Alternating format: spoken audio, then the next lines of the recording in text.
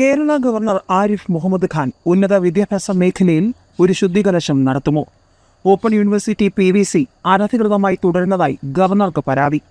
Open സർവകലാശാല vice chancellor doctor PM Mubarak Pasha വിരമിച്ചിട്ടും pro vice chancellor doctor SV Sudheer പദവിയിൽ അനധികൃതമായി തുടരുന്നതായി ഗവർണർക്ക് പരാതി. UGC ഓപ്പൺ സർവകലാശാല നിയമവ്യവസ്ഥകൾ പ്രകാരം വൈസ് ചാൻസലറോടൊപ്പം തന്നെ PVC സ്ഥാനം ഒഴിയേണ്ടതാണ്.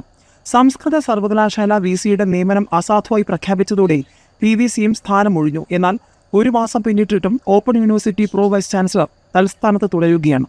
താൽക്കാലിക ചുമതല നൽകിയിട്ടുള്ള VC ഇക്കാര്യം രാജ്ഭവന്റെ ശ്രദ്ധയിൽപ്പെടുത്തിയിട്ടില്ല എന്നാണ് റിപ്പോർട്ടുകൾ.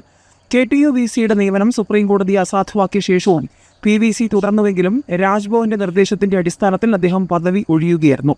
ഓപ്പൺ യൂണിവേഴ്സിറ്റി PVCയെ അടിയന്തരമായി നീക്കം ചെയ്യണമെന്നാവശ്യപ്പെട്ട് സേവ് യൂണിവേഴ്സിറ്റി ക്യാമ്പയിൻ കമ്മിറ്റി ഗവർണർക്ക് നിവേദനം നൽകി.